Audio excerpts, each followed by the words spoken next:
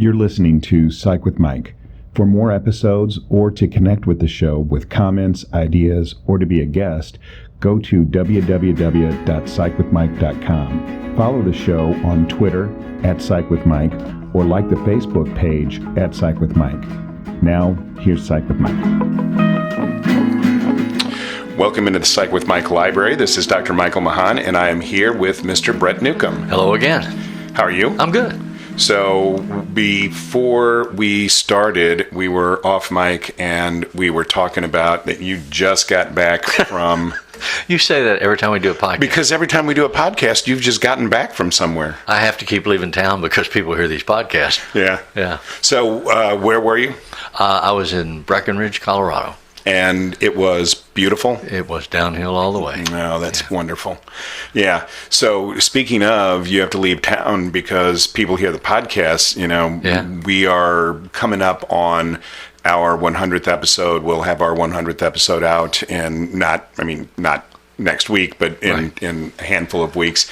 And that's been making me think about, I really want to push this up into the top 20%. We're up in the top 50% of podcasts. I want to really try and get us up into the top 20%. So we need people who listen to the show and find it either entertaining or educational to tell a couple of friends and share the show. I think that's a great idea. I think everybody should. It's cheaper than therapy. It is cheaper than therapy. Yeah, and we both know because we're therapists. That's right. That's right. And so we're talking ourselves out of a job. Yeah. So today, what we wanted to talk about was something that I had sent you this idea, and then you said that you really liked one of the articles that I had sent. Right. So why don't you set this up for us? Well, the article that you sent was from a magazine called Business Insider, which somewhat surprised me. But the title of the article is "Almost Everyone Fears They're Not Good Enough," according to a particular psychotherapist. And here's how to overcome that fear. So this person who wrote the article, whose name I am not seeing on the article, Amy Morin. Yes, there it is. And I don't see her credential. But anyway, I think it's a good article. It's a good survey article of what I think is a fairly common reality. I think people have been told by their parents, by their schools, by their churches, by their bosses. I think there is pressure. I think systemic pressure in the United States is at an incredibly intense level for us to perform and to achieve, to excel. And we are given the message, and we internalize it, that we're never good enough. My parents told me on a daily basis, you're not smart enough to go to college, you don't know anything, you just have to knuckle down and hope somebody will hire you and you'll be able to keep a job. But we have our questions about that. From the time I was 6 years old until I left home at 17, I heard that message regularly. And then I had jobs where people said, I don't know. I had a job at a grocery store when I was in college. The manager of the store was a relative of the people that owned the store. He didn't have, he barely finished high school, and he didn't like college guys, and he liked to hire them because he could boss them around and give them a lot of crap. And if you needed a job, you had to work, you had to take the crap. And so I think a lot of people internalize those scripts. I know that's my own personal experience, and so how relevant is that? But I've talked to many people through the years, and I've done a lot of reading, and it's something that I think if people don't articulate, they at least recognize. And so she, in this article, gives some descriptions of the kinds of behaviors that you might manifest if you have this issue of not being good enough, not achieving enough, not being pretty enough, rich enough, skinny enough, whatever the enough descriptor is that you're focused on. You're always going to be less than. So I enjoyed the article. I thought we'd talk about it. So, and I know that you are not as prone to want to build the theoretical clinical foundation as I am. Oh, I'm not. Yeah, I know you're not. Exactly. But, when I'm thinking about this particular issue, I think about all of the ways in which psychology has actually talked about this. Virtually every theory of psychology has some kind of theoretical foundational explanation for exactly this concept. And you did therapy for how many years? 35. So 35 years. I've been doing it for more than 20. And I find this all the time. Yeah. I mean, I don't know that there's ever been a person who goes to therapy who couldn't in some way boil down the root of their problem to some form of exactly this kind of message, internal dialogue.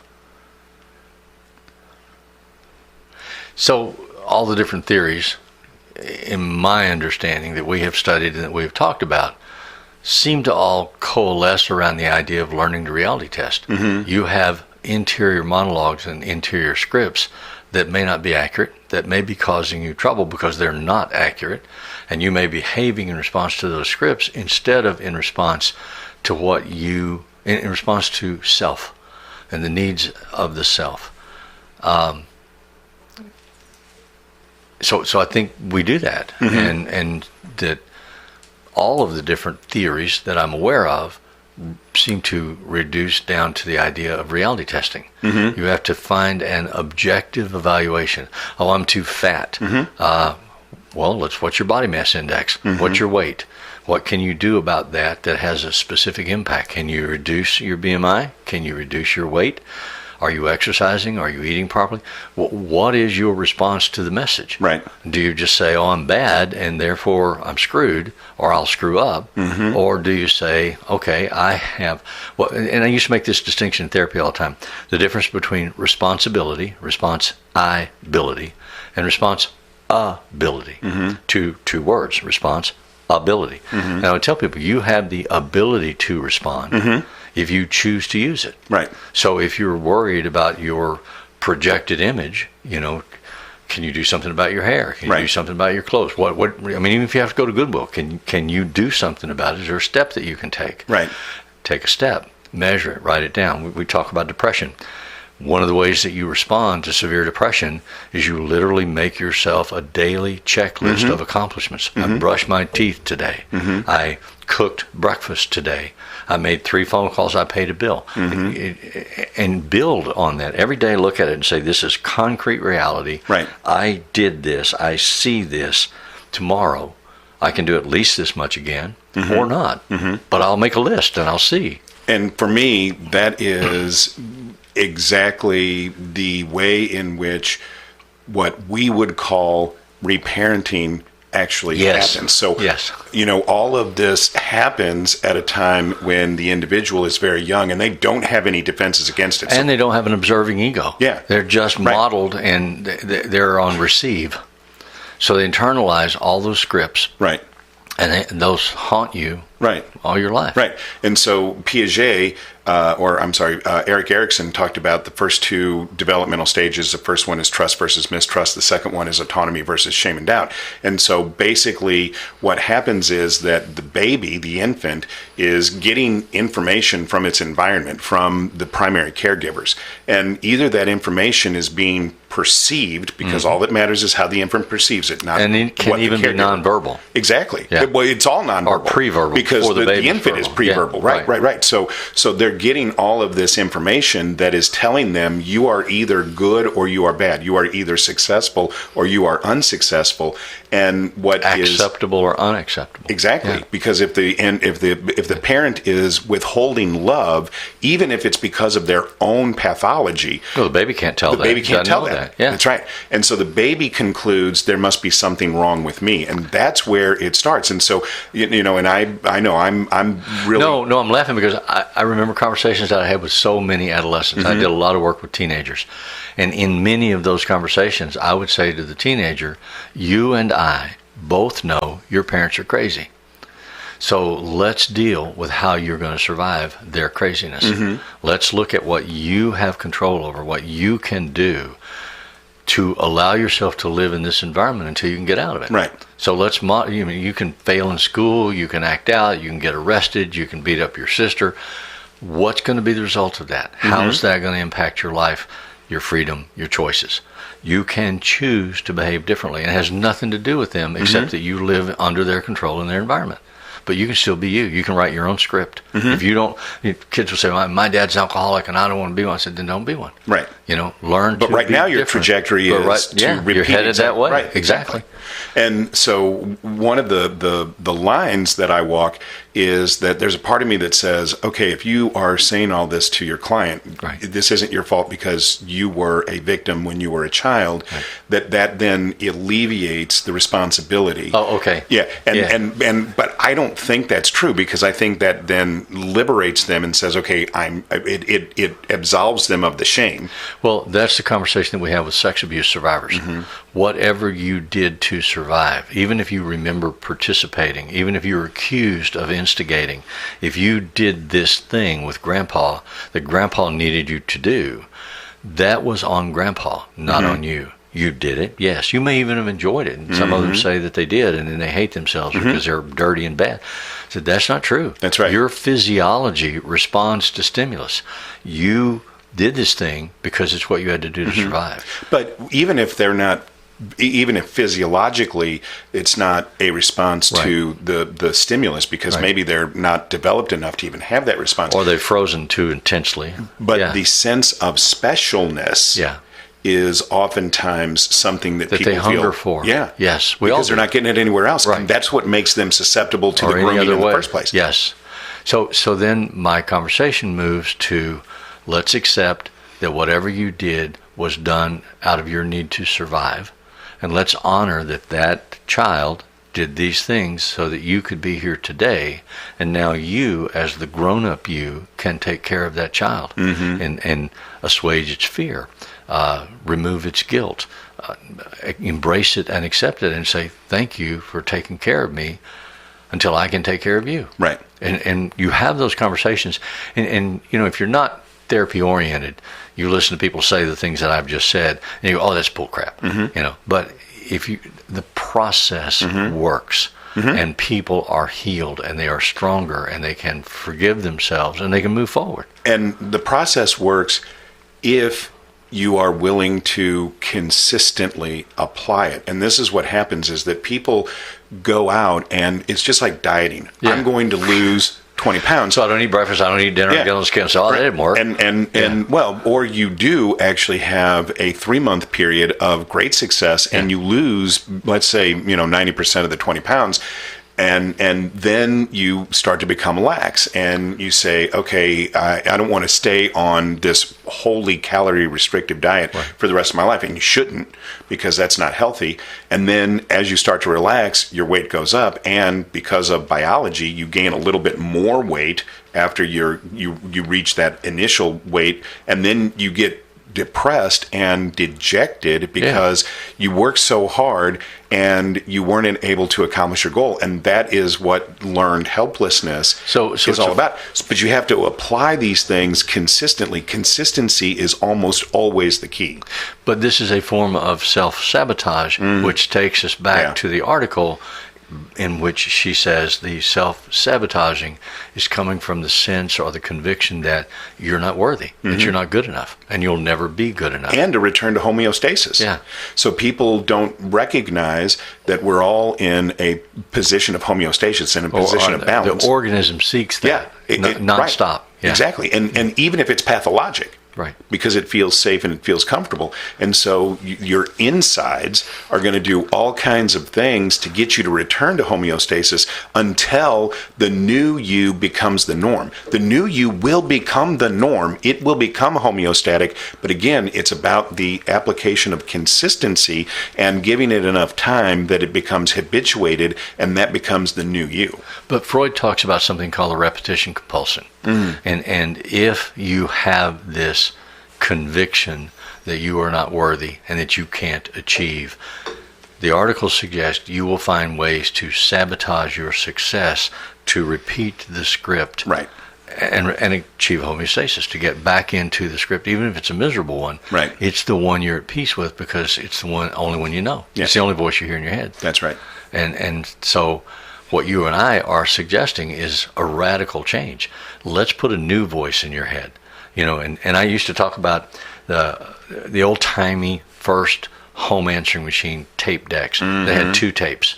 and one was the message, and then one was that you wrote, that you read, that you left for other people to hear. Right. And then one was whatever message they left you. Yeah. And I said, if you can imagine this process in your head as being two tapes of a tape deck, one is sealed and locked and can't ever be changed. And that is a script that you heard in your childhood from all of these people, which in these cases usually were abusive. So the other one is the script that you write. And you can never get rid of the first one, but you turn the volume down. Right. And you write a script and you can turn the volume of your script up to where you can barely hear that other voice, or occasionally it breaks through, but it's, it's dim and distant. And you can then generate a new script to live by that allows you to be successful and to not self-sabotage and to embrace the really defined qualities of yourself that you admire. And so for people who are hearing you say that, that's classic Albert Ellis, rational emotive therapy, in his original work, Reason and Emotion in Psychotherapy from the 1960s. That's exactly how he laid that out. But, I think that sometimes people hear that. I didn't know. You did know that. I did know. Yeah. People feel, but I say that because some people like to read. And they like to. I'm actually good with the way your mind works. It's okay. You can say it. Thank you. But I think that can become dejecting because people will say, "Oh, so you're saying that original irrational belief is going to be with me forever, so I have to be on guard for it for the rest of my life?" Yes, that is exactly the message. I don't know a form of therapy that doesn't say this will only work as long as you are conscious and paying attention to it. Whenever you feel like you've accomplished it and you go back on autopilot is those old scripts. And they will come back and intrude and take over if you let them. But if you stay focused, or if you can refocus yourself, if you have some kind of markers that set off an alarm and say, wait a minute, I'm slipping here. I've had 5 drinks in 3 days. I need to be cognizant of that, because then I can make a choice not to drink today, if that's my goal, or to only drink one, whatever it may be. But if you're choosing and you are conscious, you can walk down the road you want to walk down. Right. If you're unconscious, you will ride down the road somebody drives you. Which is another analogy I use with teenagers all the time. I would say to a teenager, as a teenager, you're in the back seat of the car of your life, and someone else is driving it. Your parents are driving it, school is driving it, the military may be driving it, whatever. Your church may be driving it. If you want to live your life, if you want to drive wherever you want to drive, then you have to make the effort to get out of the back seat and drive the damn car. And then you're responsible for the direction you go. And that's right. You have to then accept that responsibility. Absolutely. And you have to accept it all the time. You can't just say, I want to accept responsibility in this moment. I'm 72 years old, and I want to jump in the back seat for a while and not be responsible. But what I know, you can't be responsible when it's convenient for you. And if I jump in the back seat, I'm going to hear those voices again. That tape will turn up loud, and it won't bode well for me. So I have to stay in the front seat. I have to be responsible. I have to drive. I have to choose. If I choose, I can pretty much control the direction. And there's 2 others in that article, 2 other points in that article that I think are relevant, but that we've actually talked about before. That's self-punishment and underachievement. So the idea that we convince ourselves that we are not good enough. Try for that. I won't even apply to college because I'm too stupid. And that was exactly when we were talking about, is it a fear of success or a fear of failure? Everybody talks about, there's such a fear of failure in our society, which is ridiculous. I mean, maybe it helps soothe people's cognitive dissonance, but we have a fear of success in our society.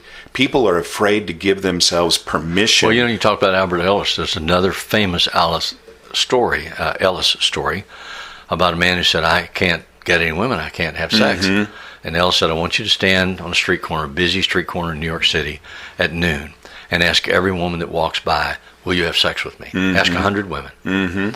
And he said, you'll get slapped, you'll get yelled at, the police may get called, but if you ask 100 women, 5, 7 of them are just going to say, okay. Right.